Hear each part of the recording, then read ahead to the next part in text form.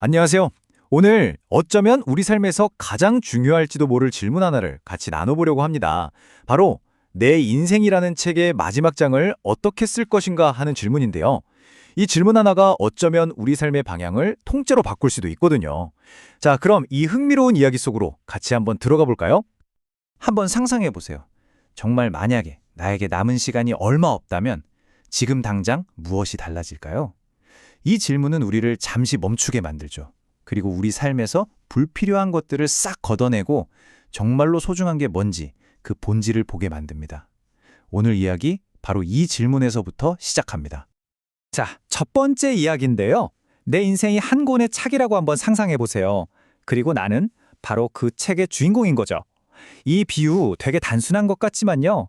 이걸 통해서 우리 삶을 완전히 새로운 시각으로 들여다볼 수 있게 됩니다.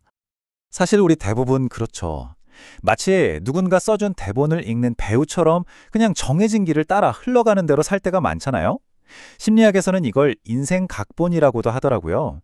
어릴 때 나도 모르게 써버린 시나리오를 평생 충실하게 따라가는 거죠. 내가 이야기를 만드는 게 아니라 거대한 이야기가 나를 그냥 끌고 가는 느낌? 다들 한 번쯤 느껴보셨을 거예요. 하지만 여기서부터가 진짜 중요한 포인트입니다. 만약에 우리가 그냥 등장인물이 아니라 이 이야기의 작가가 될 수 있다면 어떨까요? 수동적으로 반응만 하는 게 아니라 내가 직접 펜을 들고 내 인생의 다음 문장을 써 내려가는 거죠. 바로 이 생각의 전환, 이게 오늘 이야기의 핵심입니다. 자, 그럼 두 번째 파트로 넘어가 볼게요. 훌륭한 작가가 되려면 제일 먼저 뭘 해야 할까요? 재밌게도요, 그건 바로 잘 읽는 것부터 시작해야 한대요. 그러니까 내 인생의 다음 장을 제대로 쓰기 전에 먼저 지금까지 쓰여진 페이지들, 다시 말해서 나의 과거를 깊이 있게 읽어내는 게 먼저라는 거죠. 이 통합 독서라는 개념 진짜 흥미롭지 않나요? 이게 그냥 책 읽는 기술이 아니고요. 세상을 보는 방법에 대한 이야기거든요. 예를 들어서 남북전쟁에 대해 제대로 알고 싶으면 북쪽 사람 입장, 남쪽 사람 입장, 양쪽 이야기를 다 들어봐야 전체 그림이 보이잖아요. 한쪽 얘기만 들으면 반쪽짜리 진실밖에 못 보는 거죠. 자, 바로 이 원리를 나 자신한테 적용해 보는 거예요. 내 과거를 나라는 렌즈 하나로만 보지 마세요. 엄마 아빠의 눈으로는 어땠을까? 내 제일 친한 친구는 그때 나를 어떻게 봤을까? 심지어 나를 되게 싫어했던 그 사람의 입장에선 어땠을까? 이렇게 다양한 각도에서 나를 비춰보는 거죠. 그래야만 지금 내가 서 있는 이 자리가 아주 입체적으로 또 객관적으로 보이기 시작합니다. 이렇게 내 삶을 여러 각도에서 깊이 있게 읽어내고 나면 마침내 이런 순간이 찾아옵니다. 카렌 블릭센의 이 문장처럼요. 이게 그냥 내 팔자려니 하고 체념하는 게 절대 아니에요. 오히려 그 반대죠.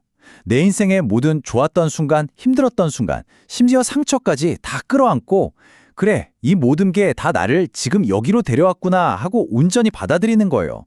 정말 강력한 자기 긍정이죠. 자, 이제 내 과거를 충분히 읽어봤으니 뭘 해야 할까요? 맞아요. 이제 써야죠. 세 번째 파트에서는 본격적으로 내 인생의 다음 장을 쓰는 법에 대해 알아볼 거예요. 그냥 열심히 살아야지 같은 막연한 다짐 말고요. 진짜 소설가들이 쓰는 구체적인 도구들을 우리 삶에 한번 적용해보는 겁니다. 이 표 재밌죠? 이게 실제로 소설가들이 쓰는 워크시트래요. 근데 우리 삶에도 기가 막히게 들어맞더라고요. 자, 잠깐 멈춰서 한번 생각해보세요. 첫째, 지금 내 인생을 한 문단으로 요약한다면, 둘째, 지금 내 인생의 가장 큰 이슈, 그러니까 소설로 치면 독자들이 가장 궁금해할 훅은 뭘까요? 그리고 셋째, 나는 지금 어디에 있고 내 주변의 핵심 인물들은 누구인가? 딱 이렇게 내 현재 상황을 정리하는 것만으로도 여기서부터 시작해야겠구나 하는 감이 딱 잡힙니다. 글쓰기 배우면 제일 먼저 듣는 말이 있죠. 바로 말하지 말고 보여주라 이거요.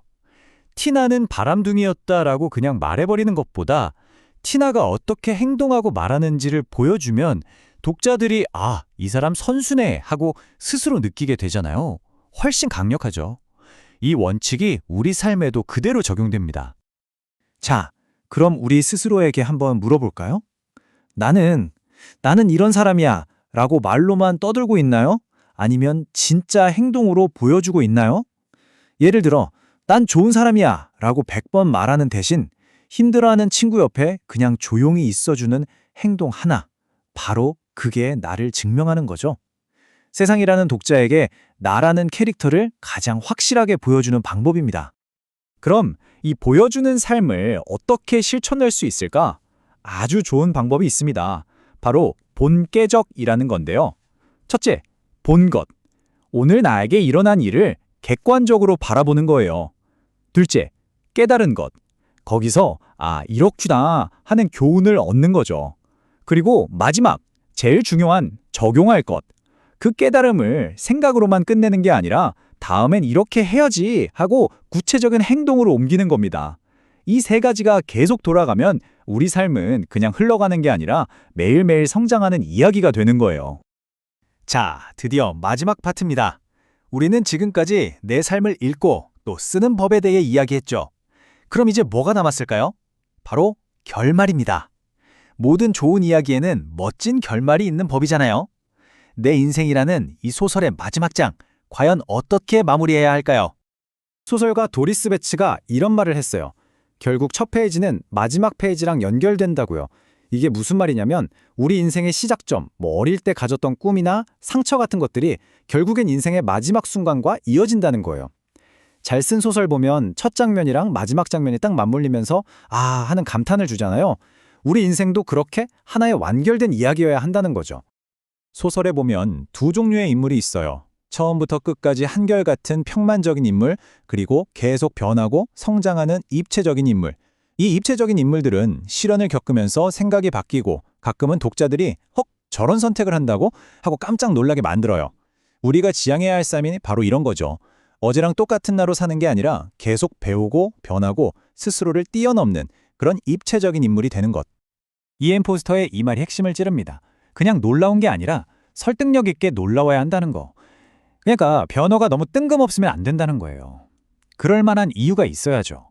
맨날 자기밖에 모르던 사람이 어떤 사건을 계기로 남을 돕기 시작하는 것처럼요.